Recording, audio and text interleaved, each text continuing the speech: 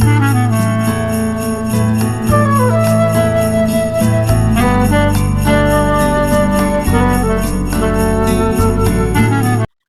श्री गुरुवे नमः। ओम श्री गुरुवे नमः। ओम श्री गुरुवे नमः। अवेकनिंग इनर सेल्फ चैनल पर आप सभी मित्रों का आज की चर्चा में मैं स्वागत करता हूं। आदरणीय मित्रों, इसी चैनल पर कुछ दिनों पहले हमने एक चर्चा की थी कैसे हम अपनी छाया की उपासना करके भगवान शिव के साक्षात खुले में दर्शन कर सकते हैं। शिव सर्वोदय विज्ञान की वह विधि है। भगवान शिव ने स्वयं माता पार्वती को वह विधि कही है जिसके माध्यम से साधक भगवान शिव का साक्षात्कार भी कर सकता है और विभिन्न विभिन्न रंगों में कर सकता है, प्लस अपने भूत भविष्य और वर्तमान के संबंध में भी बहुत गहनता से जान सकता है। तो पिछली चर्चा केवल हमने 6 माह में आपको क्या लाभ मिल सकते हैं अपनी छाया की उपासना करने से, उतना ही प्रकाश डाला था। बहुत से मित्रों को वह चर्चा अच्छी लगी। उन्होंने निवेदन किया कि गुरुजी इससे आगे का वृतांत भी आप कहें ताकि हम छाया की उपासना के अंतिम लक्ष्य तक उपलब्ध हो जाएं। आदरणीय मित्रों, छाया उपासना यानी कि स्वयं की जो छाया पड़ती है जमीन पर, उस छाया को ही हमें सतत देखना होता है, उसी को हम छाया उपासना कहते हैं। तो पीछे की जो हमने विधि बताई थी वह इस प्रकार से बताई थी कि आप सुबह सूर्योदय से पहले उठें, स्नान इत्यादि करके अपने सभी दैनिक कार्यों से निवृत्त होकर शुद्ध मन से शुद्ध वस्त्र धारण करके खुले आकाश में, अपने आंगन में, कहीं जंगल में या अपने घर की छत पे,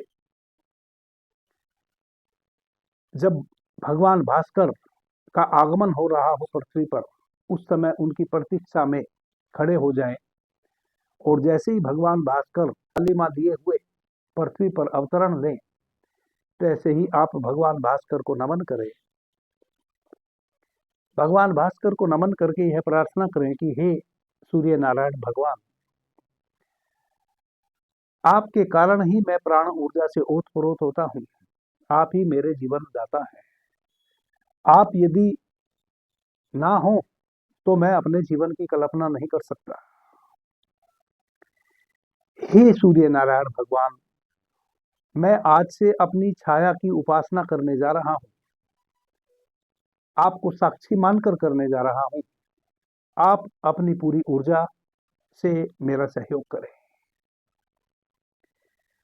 जब तक आप यह प्रार्थना करेंगे तब तक भगवान भास्कर में से किरणें फूटनी शुरू हो जाएंगी। जैसे ही भगवान भास्कर से किरणें फूटनी शुरू हो जाएं, तैसे ही आप भगवान भास्कर की तरफ अपनी पीठ कर लें, यानी कि पूर्व दिशा की ओर अपनी पीठ कर लें और पश्चिम दिशा की ओर अपना मुंह करके खड़े हो जाएं। जब आप पूर्व दिशा की ओर पीठ करेंगे और पश्चिम दिशा की ओर मुंह करके खड़े होंगे तो आपकी एक बहुत लंबी छाया बनेगी। उस छाया में जो आपका कंठ है, जो आपकी यह गर्दन है, गर्दन में जो आपकी ठोड़ी के नीचे आपका यह कंठ है, अपने इस कंठ पर जो छाया में आपका गर्दन है और गर्दन ठोड़ी के नीचे जो कंठ है, उस पर ध्यान लगाएं। खुली आंखों से उस पर अपने ध्यान को एकाग्रचित करें। ध्यान को एकाग्रचित करते हुए ओम पर ब्रह्मणे नमः मंत्र का उच्चारण करें या हिम ह्रीम पर ब्रह्मणे नमः, इन दोनों में से किसी भी एक मंत्र का उच्चारण आप कर सकते हैं। या तो ओम पर ब्रह्मणे नमः मंत्र का उच्चारण करें या ह्रीम पर ब्रह्मणे नमः मंत्र का उच्चारण करें। 108 टाइम मंत्र का उच्चारण करें। 108 टाइम मंत्र का उच्चारण करके फिर वहीं के वहीं खड़े रहें और आकाश की तरफ अपनी दृष्टि को ऊपर लेके जाएं।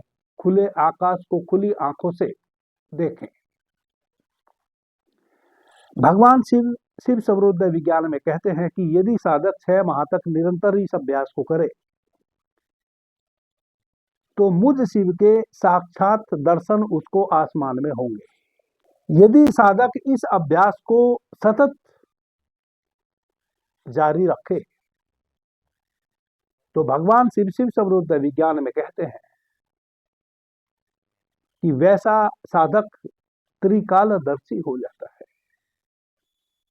और मुझ भगवान शिव की विशेष अनुकंपा को प्राप्त हो जाता है। यदि 2 वर्ष तक साधक निरंतर इस साधना को करता रहे तो हे देवी, वैसा साधक मुझ शिव में ही हो जाता है। 2 वर्ष यदि वैसा साधक निरंतर साधना करता है तो वह मुझ संहार करता शिव स्वरूप हो जाता है। ह्रीं परब्रह्मणे नमः या ओम परब्रह्मणे नमः मंत्र का उच्चारण करते हुए प्रतिदिन अपने कंठ प्रदेश पर तराटक करते हुए ओम परब्रह्मणे नमः या ह्रीं परब्रह्मणे नमः मंत्र का उच्चारण करते हुए साधना करता है और 108 टाइम मंत्र का उच्चारण करके आसमान में मुझ शिव को देखता है, और यदि वह 2 वर्षों तक निरंतर इस साधना को करता है तो वह त्रिकालदर्शी बन जाता है, महा आनंद की प्राप्ति होती है। और वैसे साधक के लिए कुछ भी प्राप्त करना, यानी कि इस चर जगत में, इस लोक में या उस लोक में, अंतर जगत में या बाह्य लोक में जो भी प्राप्त करने जैसा कुछ है वह सब उसको प्राप्त हो जाता है। कोई भी वस्तु या कोई भी स्थिति से वह वंचित नहीं रह सकता। ऐसा भगवान शिव छायो उपासना की इस साधना के संबंध में माता पार्वती को विस्तार से कह रहे हैं। आदरणीय मित्रों, अब इसके और बहुत सारे भेद भी भगवान शिव ने माता पार्वती को कहे हैं।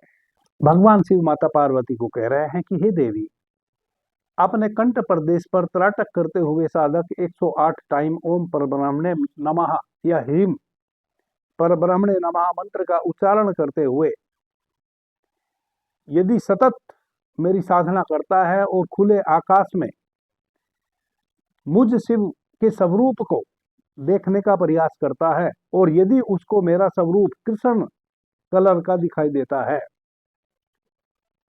ब्लैक कलर का दिखाई देता है, तो इसका मतलब वैसे साधक की मृत्यु 6 माह के अंदर अंदर हो जाने वाली है। इसका मतलब वैसा साधक अल्प जीवी है, उसकी मृत्यु 6 माह के अंदर निहित है, और इसमें जरा भी संदेह किसी को नहीं करना चाहिए। आगे भगवान शिव कहते हैं, पीते व्याधिर भरम रखते नीले हानि निर्मले क्षण मासान मृत्यु मापोन्नति से योगी नात्र संचय। 356 नंबर श्लोक में भगवान शिव माता पार्वती से कह रहे हैं शिव स्वरूप विज्ञान के छायो उपासना के संबंध में, यदि साधक भगवान शिव के स्वरूप को खुले आकाश में, स्वच्छ आकाश में पीत वर्ण का देखता है, पीले रंग का देखता है, तो 6 माह के अंदर अंदर वह किसी खतरनाक व्याधि से ग्रस्त हो जाने वाला है। यदि लाल वर्ण का स्वरूप भगवान शिव का साधक खुले आकाश में देखता है तो तत्काल उसके साथ ऐसी घटना घटने वाली है जिससे वह अत्यधिक भयातुर हो जाने वाला है। यदि नील वर्ण का साफ स्वच्छ आकाश में साधक भगवान शिव के स्वरूप को देखता है तो भगवान शिव कहते हैं कि वैसे साधक को सभी क्षेत्रों में तत्काल हानि होने के संयोग हैं। उसको शारीरिक हानि होगी, मन की मानसिक हानि होगी, आर्थिक हानि होगी और सामाजिक हानि होगी। यह चारों प्रकार की हानियां होने के प्रबल संयोग है। छाया की उपासना करते हुए 108 टाइम मंत्र का उच्चारण करके खुले आसमान में भगवान शिव के शिव स्वरूप को देखता है और वह नीले वर्ण का दिखाई देता है, तो वैसे व्यक्ति को तत्काल हानि होने की प्रबल संभावना है, और वह हानि उसको चारों स्तर पे होगी, सामाजिक स्तर पे, आर्थिक स्तर पे, शारीरिक स्तर पे और मानसिक स्तर पे। और यदि उपरोक्त प्रकार से साधना करने पर भगवान शिव के खुले आकाश में उस शिव स्वरूप को साधक बहु रंगों में देखें, सफेद, काला, नीला, पीला, बहुत प्रकार के रंग, अक्षित विक्षित रंगों में देखे,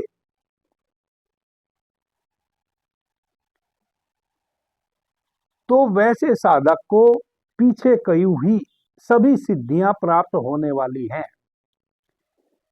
तो भगवान शिव कहते हैं कि वैसे साधक को जितनी भी सिद्धियां कही हैं वह सभी सिद्धियां उसको प्राप्त होने वाली है। आदरणीय मित्रों, भगवान शिव माता पार्वती को शिव समृद्ध विज्ञान के इस श्लोक के माध्यम से कह रहे हैं कि हे देवी, यदि अपनी ही छाया की उपासना करने वाला साधक 2 वर्षों तक निरंतर छाया उपासना करता है और उसको अक्षत विक्षत कलर रंगों में मेरा स्वरूप साफ स्वच्छ आकाश में दिखाई देता है, तो वैसा व्यक्ति त्रिकालदर्शी हो जाता है, स्वयंभू हो जाता है। इस पृथ्वी पर जितने भी प्राणी मात्र है सब पर उसका एकाधिकार हो जाता है, यानी कि उन सब से वह भय रहित हो जाता है। कोई भी प्राणी मात्र उसको किसी भी प्रकार का संकट में नहीं डाल सकता। वैसे साधक को यदि वह जंगल में खूंखार शेरों के बीच में भी चला जाएगा तो शेर उसको छू नहीं पाएंगे। इसका यह मतलब हुआ, खतरनाक से खतरनाक व्याघ्र भी, शेर भी वैसे साधक को छू नहीं सकता। यदि 2 वर्षों तक निरंतर अपनी छाया की उपासना कोई साधक करे तो वह अंततः मुझ भगवान शिव के समान ही हो जाता है, स्वयंभू हो जाता है, त्रिकालदर्शी हो जाता है और महा आनंद को प्राप्त होता है, महान सुखों को प्राप्त होता है। कोई भी वैसी स्थिति नहीं बची रह जा सकती वैसे साधक के लिए जिससे वह अनभिज्ञ हो। वैसे साधक को जिन विषयों का ज्ञान उसको कभी नहीं हुआ, यानी कि जिन विषयों के विषय में उसने कभी भी किसी से जानने का प्रयास नहीं किया, ना कहीं पढ़ा ना कहीं सुना, वैसे विषयों का ज्ञान भी उसको स्वभावतः होने लगता है। उसकी वाणी से अमृत झरने लगता है। वह जो बोलेगा वह वही बोलेगा जो सत्य है, चाहे उसने उस संबंध में कभी किसी से जाना हो, पढ़ा हो या ना जाना और पढ़ा हो। तो मित्रों के प्रश्न है कि कई बार वैसा होता है बरसात के दिनों में या ठंड के दिनों में पूरा पूरा दिन कोहरा पड़ता रह जाता है, भगवान भास्कर के दर्शन ही नहीं होते, या बरसात के दिनों में निरंतर बरसात होती रहती है, भगवान भास्कर के दर्शन नहीं होते। तो वैसे समय में तो 2 दिन, 5 दिन, 7 दिन साधक साधना कर नहीं पाएगा, तो फिर वह 6 महीने की जो साधना है वह खंडित हो जाएगी। वैसे में क्या करें? आदरणीय मित्रों, यह प्रकृति और हम 2 नहीं है, एक है। यदि प्रकृति में वैसी घटना कोई घट रही है तो हम प्रकृति से अलग नहीं है। हम उस घटना से वंचित नहीं रह सकते। हमें इस कारण से वैसा लगता है कि हमारी तो प्रार्थना खंडित हो जाएगी, हमारा तो साधना खंडित हो जाएगी, क्योंकि 7-10 दिन का गैप हो जा सकता है। कई बार तो महीनों महीनों वैसी स्थिति बन जाती है कि भगवान भास्कर के सुबह में दर्शन नहीं होते। खास करके सर्दियों के समय कभी 2 बजे सूर्य दिखाई देगा, कभी 3 बजे सूर्य दिखाई देगा, कभी तो पूरा दिन दिखाई ही ना देगा। तो वैसी स्थिति में तो हमारी साधना खंडित हो जाएगी, बिल्कुल भी नहीं होगी, क्योंकि यह एक प्राकृतिक घटना है। और आप क्योंकि इस कारण से वैसा सोच रहे हैं क्योंकि आपने प्रकृति के साथ अभी तक अपना तादात्म्य जोड़ा नहीं। आप और प्रकृति, इसमें आपने भेद कर रखा है कि आप अलग हैं और यह प्रकृति अलग है। वह जो भगवान भास्कर का आगमन नहीं हुआ ठंड के कारण या बरसात के कारण, वह एक प्राकृतिक घटना है और उस घटना से आप वंचित नहीं है। जैसे यदि भगवान भास्कर नहीं निकले तो नहीं निकले, आप कुछ भी नहीं कर सकते। इसका मतलब यह है कि वह प्राकृतिक घटना है। आप चाहें या ना चाहें, आपने भी उस प्रभाव को जीना पड़ेगा। आप प्रकृति से बाहर कहीं नहीं जा सकते, आप भी प्रकृति के हिस्से हैं। आपने अपने को और प्रकृति को अलग माना है, इस कारण से आपके मन में ऐसे विचार आते हैं। यदि ऐसा होता है तो कोई तकलीफ नहीं।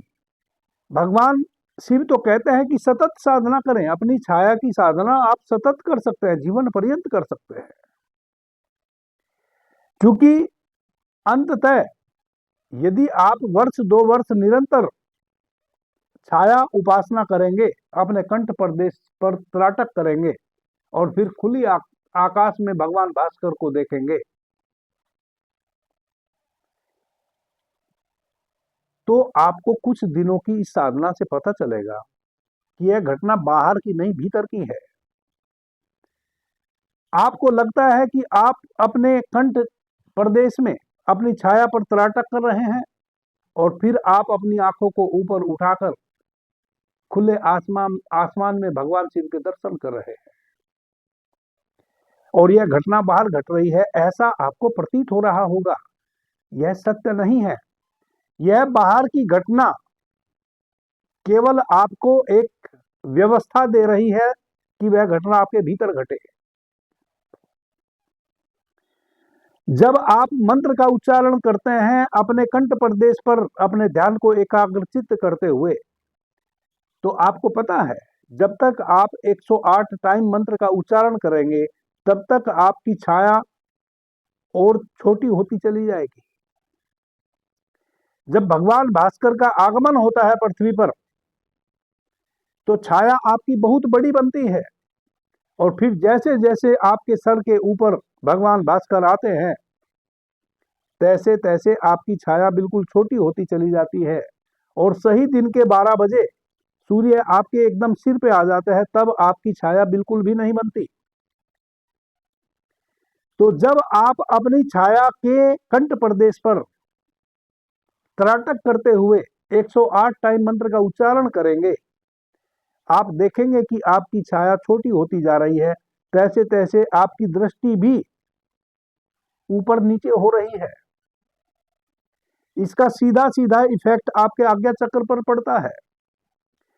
जब तक आप परब्रह्मणे नमः या ओम परब्रह्मणे नमः मंत्र का उच्चारण करते हैं, तो कहां कहां आपके मस्तिष्क पे चोट पड़ती है उस शब्द की।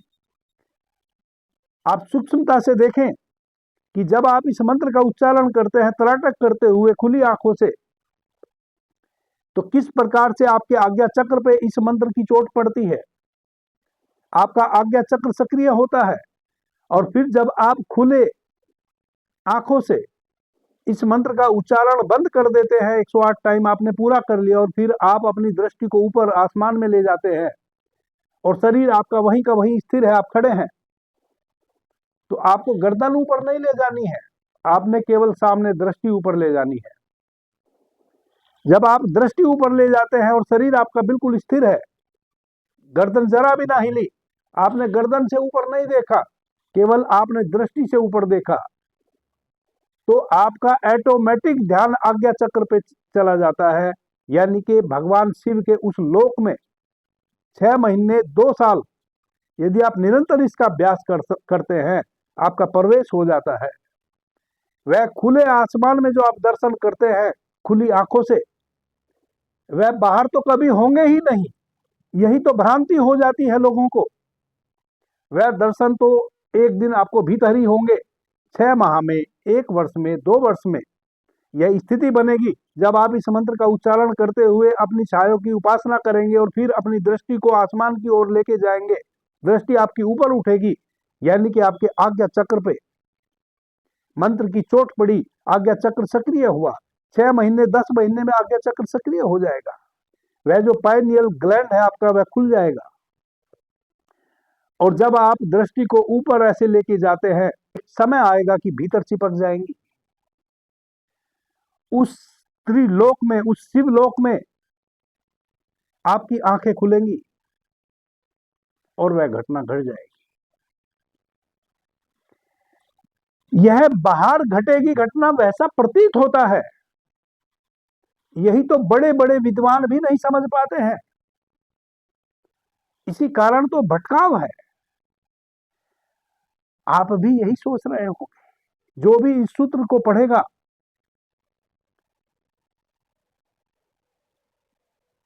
भगवान शिव के द्वारा रचित यह महान ग्रंथ में जब यह महान श्लोक कोई पढ़ेगा जिसमें भगवान शिव अपनी ही छाया की उपासना करने की बात कह रहे हैं, तो उसके मन में अंततः यही बात भीतर बैठ जाएगी कि यह सारी चीजें बाहर घटेंगी, जबकि अटल सत्य यह है कि बाहर तो कुछ घट ही नहीं सकता, जो भी घटेगा वह भीतर घटेगा। यह केवल भीतर घटने का रास्ता है, यह उपाय है, यह वाहन है। जब आप अपने छाया की उपासना करते हैं और अपने कंठ पे अपने ध्यान को एकाग्रचित करते हैं, ओम ह्रीम परब्रह्मणे नमः मंत्र का उच्चारण करते हैं, उस मंत्र की चोट आपकी आज्ञा चक्र पे पड़ती है, आपका आज्ञा चक्र सक्रिय होता है। और यदि वैसा आप प्रतिदिन कर रहे हैं और 6 माह तक निरंतर कर रहे हैं, और जब मंत्र पूरा हो जाता है फिर आप अपनी गर्दन को, अपने शरीर को स्थिर रखते हुए अपनी दृष्टि को ऊपर ले जाते हैं, तो 6 माह में एक दिन आएगा, वह 3 माह में भी आ सकता है। वह अनिवार्य नहीं है कि 6 माह में आए, वह कल भी हो सकता है आपके साथ घटना, वह 4 दिन बाद भी हो सकती है। 6 माह तो भगवान शिव ने अंतिम लक्ष्य रखा है कि साधारण से साधारण व्यक्ति भी यदि निरंतर इस अभ्यास को करेगा तो 6 माह में तो उसके साथ भी घटना घट जाएगी। जो कभी सोच भी नहीं सकता कि मेरा भी आज्ञा चक्र सक्रिय हो, उसके साथ भी 6 माह में घटना घट जाएगी। वह दर्शन भगवान शिव के आपको खुले आसमान में बाहर नहीं होने वाले हैं। यही तो भ्रांति है, यही तो भ्रम है। यह भ्रम आपका 6 माह में टूट जाएगा जब आप निरंतर अभ्यास करेंगे। इसलिए कहता हूं कि यदि किसी कारण भगवान भास्कर के दर्शन नहीं हुए, 4 दिन, 6 दिन, 10 दिन या महीनों भी लगातार, कोई समस्या नहीं है। आपको आदत पड़ गई ना, आपको पता चल गया कि आपको अपने शरीर से दूर कहां दृष्टि रखनी है। आप बिना भगवान भास्कर के निकले हुए भी इस अभ्यास को जारी रख सकते हैं। आपको पता है कि जब आप इस अभ्यास को करते हैं एक सही समय पर, तब आपका कंठ प्रदेश की छाया कहां होती है। आप वहां अपने ध्यान को एकाग्रचित करके खुली जमीन पर इस मंत्र का उच्चारण करते हुए खुले आसमान में देख सकते हैं। अपने घर में, अपने कमरे में, अपने हॉल में खड़े होकर यह कार्य कर सकते हैं। यदि भगवान भास्कर के दर्शन किसी दिन नहीं होते हैं, आपको उतना ही लाभ मिलेगा, आपका बिल्कुल भी यह साधना खंडित नहीं होगी। यह साधना खंडित आपकी तब तक हो रही है जब तक आपके मन में यह विचार है कि यह सारी घटनाएं बाहर घटनी है। बाहर कुछ भी नहीं घटना। जितने भी आध्यात्मिक क्रिया प्रतिक्रिया, जितनी भी आध्यात्मिक क्रियाकलाप हैं, चाहे आप आरती उतारते हैं भगवान की, चाहे आप भजन करते हैं, कीर्तन करते हैं, चाहे आप किसी मंत्र का उच्चारण करते हैं, चाहे आप बाहर के जो भी जतन करते हैं, प्रत्येक जतन के पीछे अंततः तब तक वह जतन, वह क्रिया आपकी पूरी नहीं होती जब तक घटना आपके भीतर ना घट जाती हो। वह सारे जतन आपको अंततः आपके भीतर ही लेकर जाते हैं। और जब भी घटना घटेगी भीतर घटेगी, ना कि बाहर। बाहर नहीं घटेगी, घटेगी भीतर ही। वह सब वाहन है, चाहे कोई भी क्रिया आप करें, यदि आप मंदिर में भगवान के दर्शन करने भी जाते हैं और फिर वहां पूजा प्रार्थना करते हैं, वह जो भगवान की निश्चल मूर्ति है, वह जो भगवान की निश्चल आंखें हैं, वह जो भगवान का तेज है चेहरे का, वह तेज वह निश्चल आंखें आपको अपने भीतर उतरने में सहायक बन जाती है यदि आप निरंतर मंदिर में जाकर भगवान के दर्शन करें मूर्ति के, और निरंतर थाल सजाकर आरती करें। एक समय आता है, 6 माह में आए, 2 माह में आए, अगले ही दिन आ जाए कि आप भी उस मूर्ति की तरह अमूर्त होकर बैठ जाते हैं और अपने भीतर उतर जाते हैं, और वह जो बाहर आंख आपकी देख रही थी वह भीतर देखने लगती है, और फिर वह सब घट जाता है जिसकी आपने कभी परिकल्पना भी नहीं की थी। इसलिए चिंता करने की आवश्यकता नहीं है। छायो उपासना के भाग 3 पर हम अगली समय चर्चा करेंगे। अभी के लिए इतना ही। आपने मुझे ध्यान से प्रेम से सुना, उससे मैं बहुत अनुग्रहित हूं। सभी मित्रों को मेरा प्रणाम, धन्यवाद। हर हर महादेव।